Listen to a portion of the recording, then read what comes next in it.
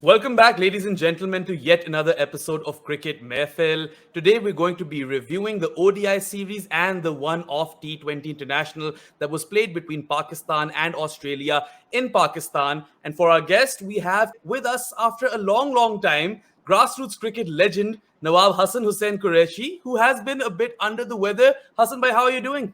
Alhamdulillah, BQ. Always happy to be back with you. Always happy to talk cricket. It's a sign, inshallah, that things are getting back to normal.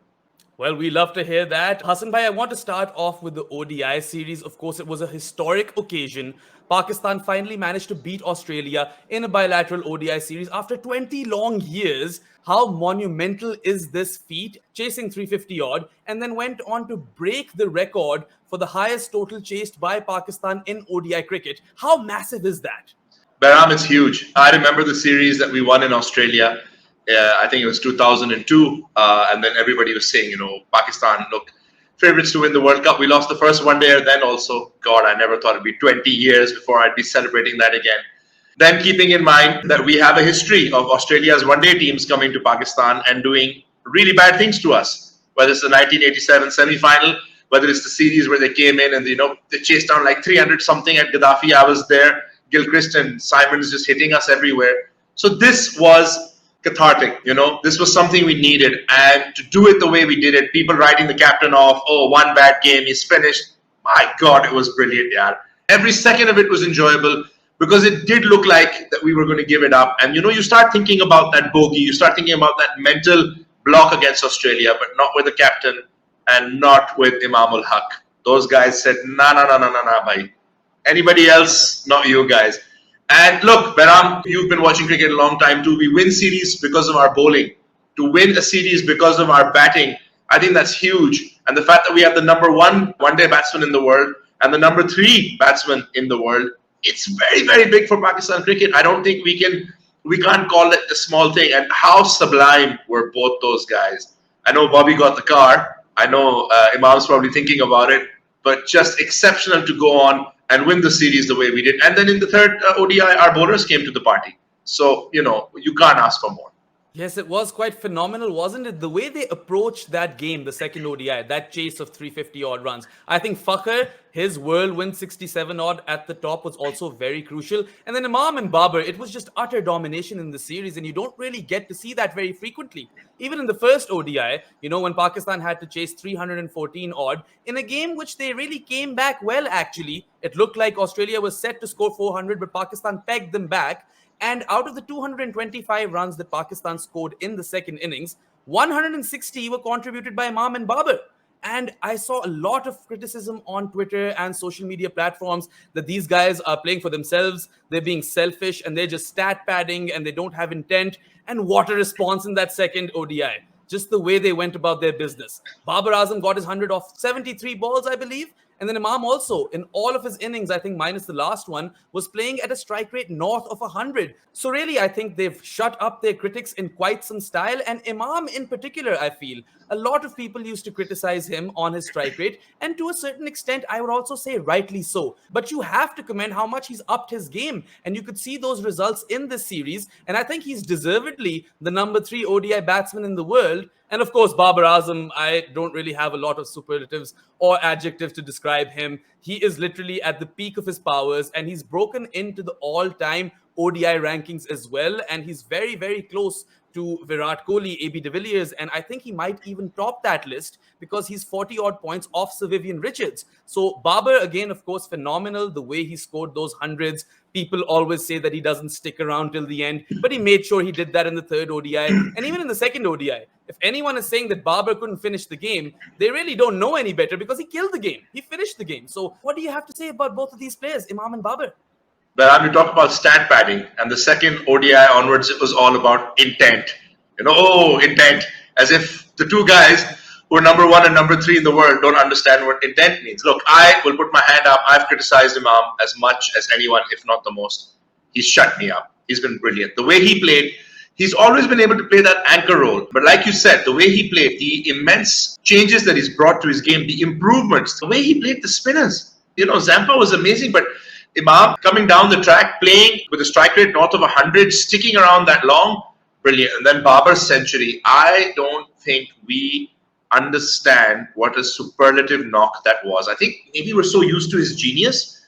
Maybe we're just so used to Babar being that brilliant that we're not understanding that a 73 ball 100. And look, before people start on with C team or a B team or whatever, that same team wiped you out in the first one day international. All right. They performed very well, and all the guys who came in for them did very well. So that 100 was exceptional. Imam was exceptional. And the thing is that you just have to give it to them. They dominated the Australians. They dominated the conditions. Look, we have had issues chasing, all right? 350 is the highest chase in Pakistan against our bogey team, a team that keeps beating us. What's the record? 19 wins of the last 20 or something. You know, they keep beating us all the time. It's huge. It's really, really big. And I think the amount that we praise Babar and Imam will not be enough. This was exceptional cricket, some of the best that we've seen from Pakistanis. And it's to be celebrated. Honestly, it's to be celebrated and enjoyed.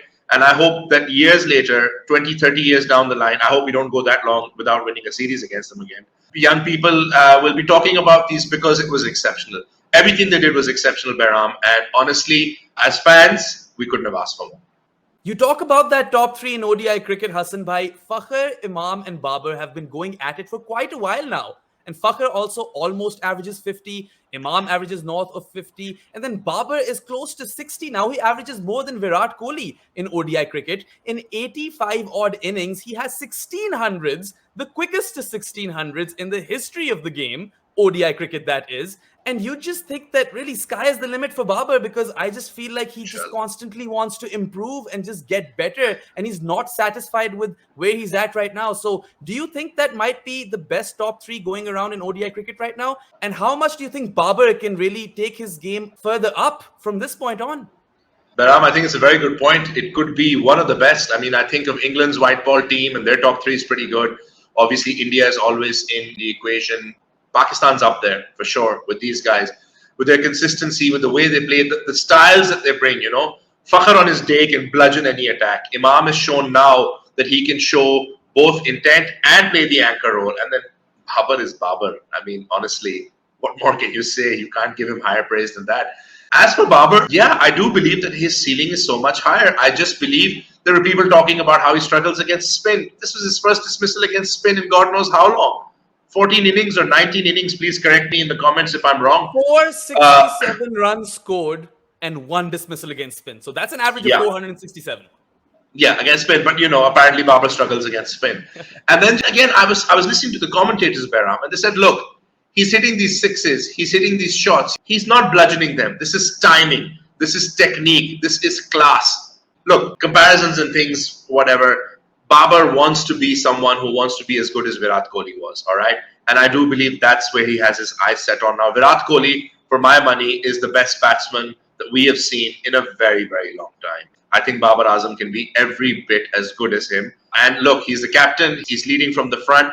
He's showing it. He's playing with class. And just watching him celebrate those hundreds, my God. I was saying this the other day, Bahram. I've never in my life ordered a cricket jersey with the player's name on it. It's not something I've done. I've got tons of them for football. Babar Azam's is the first jersey that I'm going to order with his name on it because the guy is magic.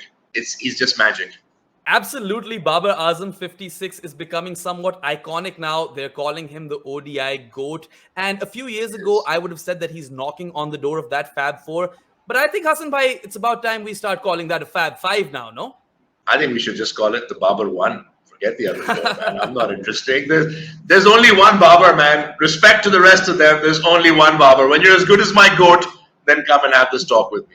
All right, I want to move on to the team composition of Pakistan in ODI cricket. Now, of course, we talked about the top three and just how good they are, but I want to talk about the middle order. And we saw Iftikhar and Khushdil being given a consistent run, and they have performed in domestic, and Khushdil even won you that game. The second ODI, he finished quite strong. Iftikhar was there with him. But from a bowling perspective, those 10 overs, Iftikhar and Khushdil, you know, they came up trumps in the first ODI. They kind of pegged Australia back. But in the second ODI, they went for almost 100 runs. So do you think that is a viable solution moving forward into the future? Or will Pakistan have to tweak something in there and get that team composition right, given the fact that Shadab will be available soon? And then you've got talents like Haider Ali as well. Good question, Bahram. I think, look, we have to try something. I am not one of those people who thinks that Iftikhar should be dispensed with on the basis of just one series. I know he's capable of so much more. Yes, look, nobody's more disappointed than Iftikhar, all right? And can we please stop it with the stupid age jokes about Iftikhar every time, all right? People calling him, 50 or whatever, everything. It's not funny. It wasn't funny the first time you did it. Look, he can come in with those 5 overs. Khushtil's bowling has come on leaps and bounds. There are still some concerns there. Shadab coming into the team. Shadab can play that number 4 role in T20 cricket. Is he ready to do it in one-day cricket? Does Fahim come into the equation because he brings in batting and bowling? There are some question marks still there, especially considering that the next ODI World Cup is to be played in India. Spin will play a part. So an informed trio of Shadab, Iftikhar and Khushtil suddenly gives Pakistan amazing variety. Leg spin, off spin, left arm spin. Any team would kill for that, but they have to be able, the two of them have to be able, not Shadab, of course, as an all-rounder. The other two have to justify their place in the batting order. Can we try something different by maybe playing Rizwan at 4? It's something that's talked about. It's not set in stone at the moment, Behram. There are question marks. But look, let's give these guys some credit. They've won a series. They haven't played a lot of one-day cricket in the recent past. We cannot turn away from the performances of the guys who've been playing that well in domestic cricket, considering that Iftikhar plays for the all-dominant Khyber Pakhtunkhwa team. You can't just, dispense with him over a couple of games. And you still have some time before the World Cup. Saud Shakil didn't really get a chance to show us what he can do, but I'd like for him to be given that opportunity too. We can rotate a little bit. We're lucky we have the options, but we're still a bit unclear about the final team. And I think that's something we'll have to look at closer to when we play a lot of one-day cricket, Behram. At the moment, on just 2 or 3 games, it's very difficult to make a definitive decision. 100% agreed. And of course, like you mentioned, these guys, Iftikhar, Khushtil, they've won their spot. They've definitely earned their spot in the team. They definitely have those laurels in domestic cricket, and they fought tooth and nail to get here. So I'm not taking that away from them. And of course, the top 3 is performing so well that the other guys might not be getting that opportunity just as yet. But I think Pakistan does have a lot of work to do as far as figuring out that middle order is concerned, because you've got a World Cup in a year. And then specifically, I want to mention that maybe it's not the most wise decision to have your 5th bowler as a complete part-timer. I think you need some more experience in there and also some expertise, which you will get in the shape of Shadab in the future. But how they tweak that is yet to be seen. Of course, you mentioned Fahim Ashraf. So there are lots of options, and Pakistan do definitely have some more work to do in ODI cricket, which I still do think is their weakest format. Anyway, going forward, Hassan Bhai, I want to talk about Pakistan's paces. Now, they took a lot of tap in the first 2 ODIs, but the way they came back in the third, my word. Haris Rauf and Shaheen Shah Afridi obliterated Australia right up front, and Australia, 6 for 3? Shaheen, just that beautiful delivery he bowled to Travis Head. It looped away, outside off, and just got his off stump. And then also Haris Rauf with his sheer pace, raw pace, targeted Aaron Finch's pads, got the result, and then also removed Marnus Labuschagne. The game was effectively won in the first 3 overs, and what really excited me is that Pakistan's pacers can wreak havoc on any sort of surface, because this was a batting track. Let's not kid ourselves over here, Hassan Bhai. And I'd also like to mention Mohammad Wasim Jr. He was absolutely ridiculous with the ball. He was getting a lot of criticism in the first ODI when he went for a few, but the way he came back in the second ODI, I tell you, Hassan Bhai, if Australia were restricted to that 350 mark, Wasim Jr. had a big role to play. He definitely has Cam Green's number, that I can tell you. And then in the third ODI, he just put the brakes on Australia in the middle overs. 3 for 40, his returns, and then Haris Rauf 3 for 39. Shaheen got 2 wickets, even if Sean Abbott took him for plenty. I think there's just so much promise in this Pakistan pace battery, and it's been a while, hasn't it? The Shoaib Akhtar years are long gone, and after a long, long time, you really feel that Pakistan have a pace attack that can really take the world by storm and make people notice just how good they are. Absolutely. Can I firstly say, Behram, how nice it was to see Afridi and Haris Rauf at Gaddafi Stadium not destroying someone called Multan Sultan. So thank you. I had to get that off my chest. Amazing. Just, after the first one day, everybody was like, oh, these bowlers are no good. White ball cricket, khelni nahi aati, can't do it. Shaheen Afridi's like, all right, hold my lassi. I'm coming back. And this is how it goes. First over, you need a wicket in the first over. Yes, hello, Shaheen Shah Afridi. That's what I do. I'm just so ecstatic at how Haris Rauf has come along from being someone that they called a 4-over merchant, a guy who's only able to bowl that way. I mean, that performance, look, yeah, Finch was struggling a little bit, but those deliveries would have taken out any batsman. They would have taken on anybody. the maturity that he's brought into his game, the way he's using his line and length, the way he's using his space, it's just brilliant to see. There was a worry about our third pacer. I know a lot of people are of the opinion that, Wasim had a bad game. Look, on form, he brings so much to the game. Big hitter, good in the field, reverse swing, fast bowler. And then he goes and takes out Cam Green, who, by the way, was very important to Australia across the tour. He was always coming in with these important contributions. So to take him out, bowling that reverse swing, then to put the skids on, completely dominant. They had the batting, even in the third ODI after losing 3, to go on and put a better score. I mean, we talk about Sean Abbott, take his runs away and they would have ended up with what, 170, 180 maybe?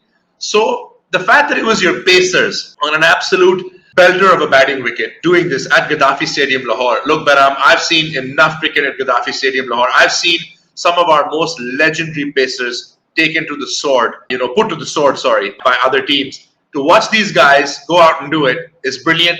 And we really need the 3 of them because of what they bring. Shaheen, again, the left arm angle that Shaheen brings in, the first over wicket that he almost guarantees you. Haris Rauf, Mohammad Wasim. I like the fact that they're different kind of players. And then Wasim, inshallah, as his batting gets better and better, even gives you that option. If you're thinking of a lower order of Shadab and Wasim, and of course Shaheen fancies himself as a batsman now, and so does Usman Qadir.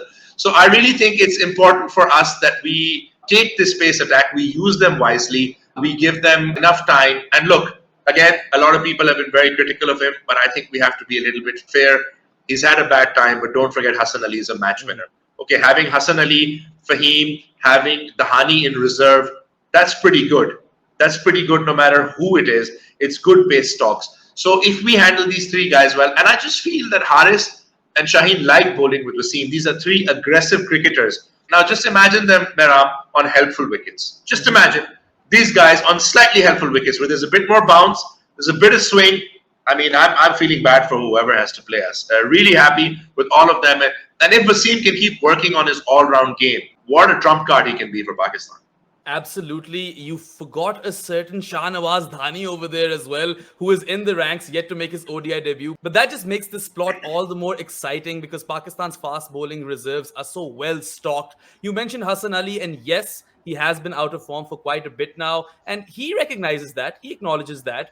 And if there's one player who can come back, it is Hassan Ali because he's done it before. We've seen him do it before. So don't write him off just yet. But yes, right now, Haris Rauf, you talked about how he has really proved his mettle even in the ODI format. He's not just a T20 bowler. And I'm also excited to see him in Test cricket someday. He's definitely one of the fastest bowlers going around in the circuit these days. Anrik Nokia is the only other name that comes to mind that comes close to Haris Rauf. Shaheen, of course, is the ICC Cricketer of the Year. And then Mohammad Wasim, you mentioned how he can be a very, very handy bat in the lower order. Of course, he does give it quite some tap when he gets going, 6s over mid-on being his unique selling point. And then that nagging length that he was hitting consistently in this series, which troubled Cam Green, which troubled Marcus Stoinis. He would hit top of off or top of middle, and it was just a sight to behold. But anyway, I want to move forward, Hassan Bhai, and I want to talk about some of Australia's key performers in this series. Of course, most of their top players were not playing the limited overs leg,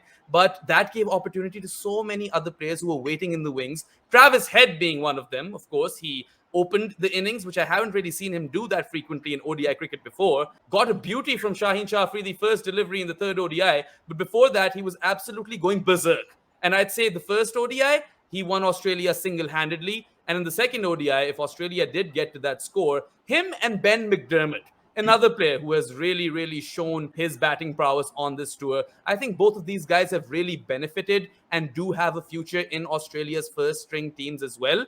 And then Adam Zampa, of course, he is their ace leg spinner. People have really started to take notice of Adam Zampa after the T20 World Cup. And in that first ODI, that 4-wicket haul, it was just sensational, to say the least. And of course, then Cam Green, you mentioned Cam Green. He was really useful throughout this entire tour. He had key contributions here and there with the bat, with the ball. Really, really useful player for Australia. Only 22 years old, so he's only going to get better. And then, of course, Nathan Ellis in that final T20 showed just why Punjab Kings have signed him. So what do you have to say about Australia's key performance? Just look at the strength and depth they have, Bera. When I saw Travis Head is opening the batting, I thought, okay, this is going to be fun. He's not even an opener. And then, honestly, I think he'd be disappointed he didn't get a 200 that day. The way he was playing, Yeah. he looks set for 200, Australia looks set for 400. Then to continue that in the second one day and to get a ball that honestly would have taken anybody out in the third game just shows you how well he was playing. Ben McDermott, the McDermott family will probably want to stand named after themselves at Gaddafi Stadium now. Craig coming out and doing us in the World Cup semi-final, and then 20 odd years later, his son coming in. Ben McDermott also showed a lot of ability. There was a time that his last 4 dismissals against Pakistan were all run-outs, so he decided to channel his inner Inzamam ul-Haq, and then he took it out in the second one-day international with an Inzi-like performance. Brilliant 100, played very well. Showed he has all the shots in the book. Showed he had a really good mentality, the way he came out and, took the players on. We saw him performing in the Big Bash. That doesn't always translate into runs in the ODI arena, but he did that. And the fact that these guys are not maybe confirmed starters just goes to show what strength and depth Australia have. Zampa is really making people take note of him. I think he's going to be a trump card for Australia if he stays fit in the next World Cup. Right now, obviously, after the great Shane Warne's passing, I think there's going to be even more emphasis on leg spin and that legacy that Australia have always been trying to fulfill of the greatest player that ever played the game. And then Ellis came in the last game and he really showed a lot of nous. He showed a lot of ability. It could have gone away from him a little bit. Pakistan would have been confident, but he trusted himself. He backed himself. And he definitely looks a bargain for the IPL. And I think Australia can be very happy with the strength and depth because when you consider they were missing, 4 or 5 first teamers, to have this many performers, 4 or 5 performers, that really does. And Cam Green, I think he's only going to get better. And the way he bowled on this tour, I think before that we didn't really see the best of him as a bowler. And he's more than capable as a batsman. And I didn't think he'd be someone who could come in that late, 6 or 7. But he's coming in, he's looking comfortable, he's playing the big hits. It's mind-boggling, Bahram, that they can possibly go into T20 or ODI with guys like Tim David and Cam Green playing 6 and 7 after Marcus Stoinis. You just look at the hitting potential that Australia has. So I think we've all talked about England as a white ball team, but I think Australia are really looking, especially after their win at the World Cup, T20 World Cup, I think they're looking a very dangerous white ball side. And this depth is going to serve them very well. 100%. I think Australia's future is very much in good hands. They've got a great group of reserve players. You mentioned Cam Green as well. Time and again, we talk about just how good he was on this tour. And then, Aaron Finch, I think his position might be under the scanner now because he only got runs in that final T20. But the way Travis Head is going, you'd think that maybe he could open with David Warner in the future. So there's a lot for them to think about as well after this tour.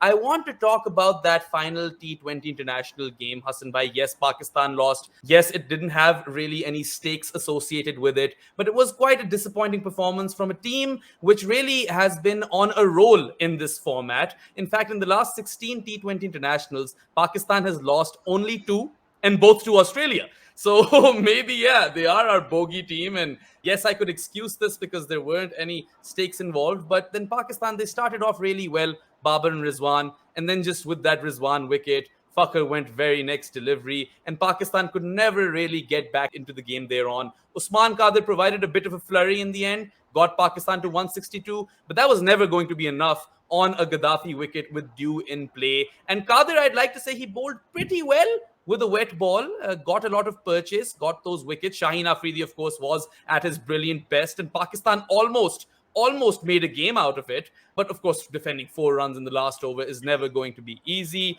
I want to talk about the team composition as well over here, Hassan Bhai. Of course, a lot of stars were missing. No Shadab, no Fahim Ashraf. But Pakistan, I think, went with 1 bowler too many. This might not be a template that they can follow in the future. What's your take on that? And then also, do you think that Pakistan really need to reinvent the wheel over here with their T20 team, given that Hafiz and Malik seem to be out of the picture now? That's a good point, Bahram. I felt we were 20 short. Now, if we'd had 24 going into the last over, the way we bowled with dew could have been completely different. If we were chasing, I think we would have aced the chase. But obviously, that's something that the toss is not something you can control. We do have to think about that middle order. I think also we had that moment where we were going fine, and then we had that little break with a possible injury for Rizwan. And then when he got out and Fakhr got out, we kind of never really recovered. And again, the people complaining about Babar, please have some self-respect, try and understand. There's not how cricket is played. The captain did his best. I mean, he can't help the fact that, yeah, but I mean, now, I'm seeing a lot of the things about people blaming him. So can we please stop? Like, he was brilliant.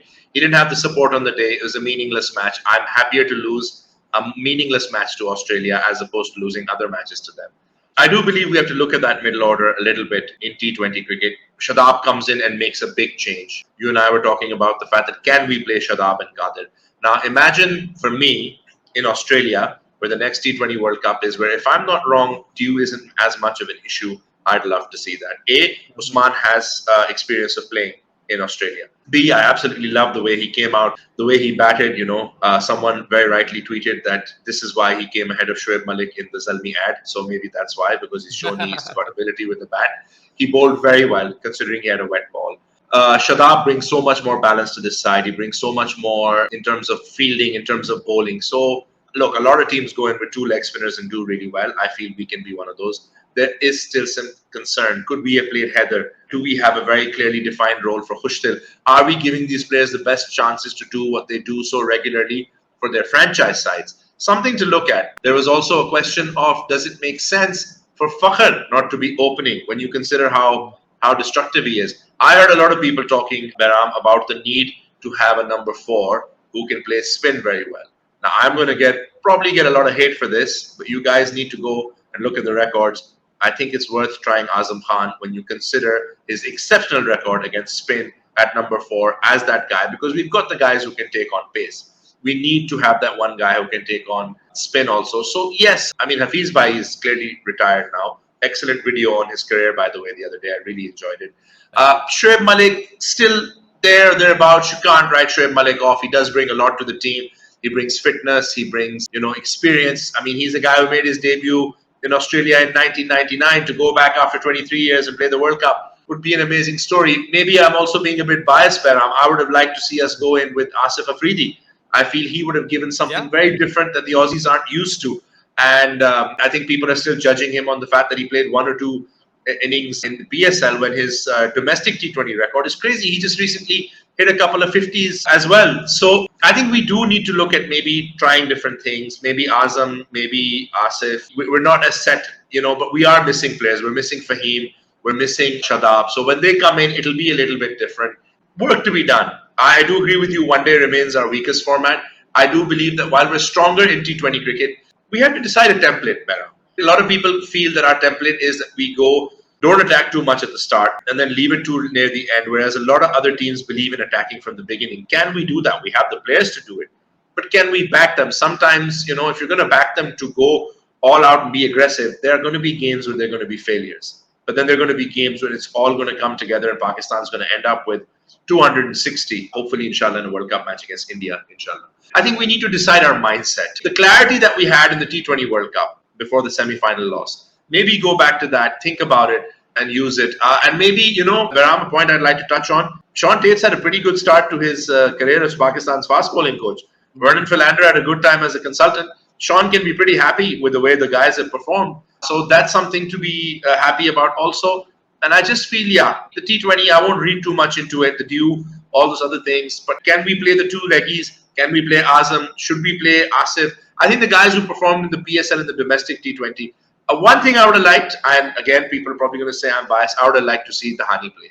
Again, Hassan Ali is going through that time, and you need to just sometimes, pull the player out of the firing line, give him time to go back, recharge, come back. Dhani would have just brought so much more excitement and fun. And just imagine him getting Travis Head out and then, doing a lap of the stadium. Would have been brilliant. But I think we've got a lot of T20 cricket to come, inshallah, before we play the World Cup. I believe we play 7 games against England and New Zealand. So plenty of time then. And for now, we don't have T20 cricket for a while. When we do, I do believe you're right. We need to try and reinvent the wheel a little bit. We need to try and do something different. We're almost there. We just need to do something a little different take that last step up. Yeah, lots of interesting thoughts over there. I do agree, Hassan Bhai. I think Asif Afridi really did deserve at least one game in this series, both ODI or T20. I really feel he should have gotten that game, but it's fine. Of course, they were backing Iftikhar and Khushtil to do that job. And I really am excited at the prospect of playing those 2 leg spinners together. Because if Shadab can bat up the order, that opens up a slot in the lower order. And Usman Khader just showed you that he's no mug with the bat. So plus he's played in Australia. He has that experience. So 2 leg spinners is always an attacking option. I like it. And then you can go in with a bunch of fast bowling all-rounders as well. Of course, Wasim was also brilliant in that T20 international. He was the one who brought Pakistan back into the game before Shaheen's penultimate over. And then Fahim Ashraf, he was missing. So maybe if you could have those two along with Pakistan's regular pacers, have the two leg spinners, and then some other players in between in that middle order, something can be cooked up. And like you rightly said, Pakistan need to come up with a template. They have enough time to figure that template out. Of course, the World Cup is in October, and they do play a handful of T20s before that. So let's hope they get it right. A World Cup in Australia will be challenging, but they do have time to figure it out. Just on a closing note, Hassan Bhai, I want to talk about this tour as a whole. Australia visiting Pakistan, landing on Pakistan shores after 24 long years. The tour being completed without incident, and the spirit and camaraderie on display. It was just so heartwarming. It was reminiscent of that 2004 series that India and Pakistan played. That's what I thought of instantly. And just the way Australia's players were talking about this tour and all of the friendships made and the way that the crowd supported them, they felt like certain games were home games. It was just so wholesome to watch. And what's your take on it as a whole? I just want to know that. Extremely positive, extremely heartwarming, like you said. The fans in Pindi, the fans in Karachi, the fans in Lahore, the account they gave of themselves, absolutely brilliant. To see test match cricket in full stadiums in Pakistan, Behram, what a feeling. And to see us, pull off that great escape in Karachi, where we still remain the team that's only lost 2 games in our fortress. And even when we lost the series, there was disappointment. But there was so much happiness at watching this side play. And then the beautiful stories like Usman Khwaja, everybody trying to figure out how to pronounce Marnus's last name. The interaction with the journalists, the way the journalists came and wrote about Pakistan, Andrew McLean is someone who wrote so many wonderful things. Melinda Farrell, she wrote and spoke about so many wonderful things. To see the commentators, I want to take this moment, Behram, to say that we in Pakistan owe a huge amount of gratitude to Mike Haseman for being here for so long. From that cancelled tour till now, covering the domestic tournaments, covering the PSL, covering this tour, he has been a true friend of Pakistan. And I hope he gets to watch this. Mike, thank you so much on behalf of all of us. We absolutely love you and thank you for everything that you did.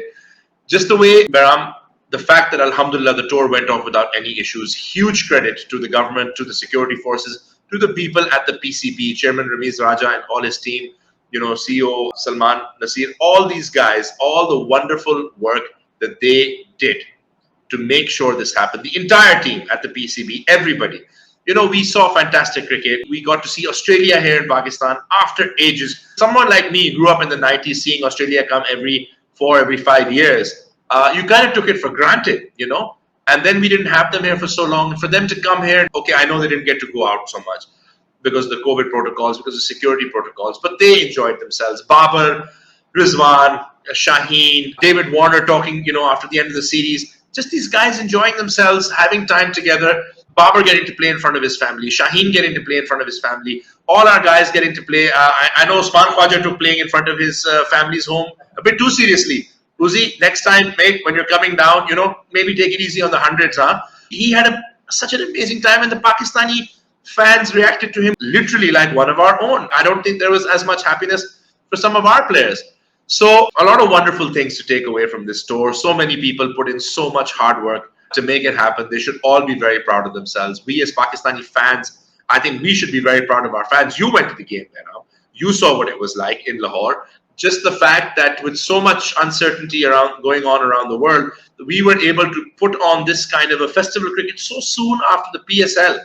It's just really brilliant and it's wonderful. Pakistan cricket needed this to happen. Alhamdulillah, it has happened. I hope it happens again and then again and again. From those dark days of 2009 to now, we really waited a long time to get cricket back in our home. And, it was worth every second for all of us. And I just want to say, I'm not putting any pressure on anybody. The last time we played a World Cup in Australia in a year that ended with a 2, we did pretty all right. So here's hoping we go ahead and do that again this year. All right, fingers crossed, and I concur word for word with you, Hassan Bhai. And if Mike Haseman, you're watching, again, thank you so much. He's right, Hassan Bhai, when he says that you've been here for so long, you even covered the national T20. And not just Mike, but the entire team. I saw Bharat Sundaresan say that he had a different perception of Pakistan, and he's never seen an opposition team get that kind of support. And just the PR work that was done in this series, it will go a long way. Australia, thank you so much, Cricket Australia, for making this possible. And this will be a major step, inshallah, in bringing international cricket to Pakistan back on a regular basis. So England and New Zealand are set to tour later on, and hopefully this series will give them a lot of confidence as well. It was amazing to watch all of that spirit and camaraderie on display. Really, really heartwarming. And that is a wrap for this episode of Cricket Mehfil. Hassan Bhai, thank you so much for joining me. As always, it was an absolute pleasure to talk cricket with you. It's always a pleasure, BQ. I'm happy to be back here talking with you about the game we love. And it's just, please, when you watch this, like and subscribe. Let us know what you think in the comments. We love the feedback. And it's always brilliant to spend time with Behram. His energy gets me up also. So it's brilliant. Yep, you heard the man. Do like this video, share it, subscribe to our YouTube channel. And we at Grassroots Cricket, we're trying to change the landscape of cricket coverage in Pakistan. So support our cause, watch our content, and let us know what you think in the comment section below. That'll be all for now. Bye-bye.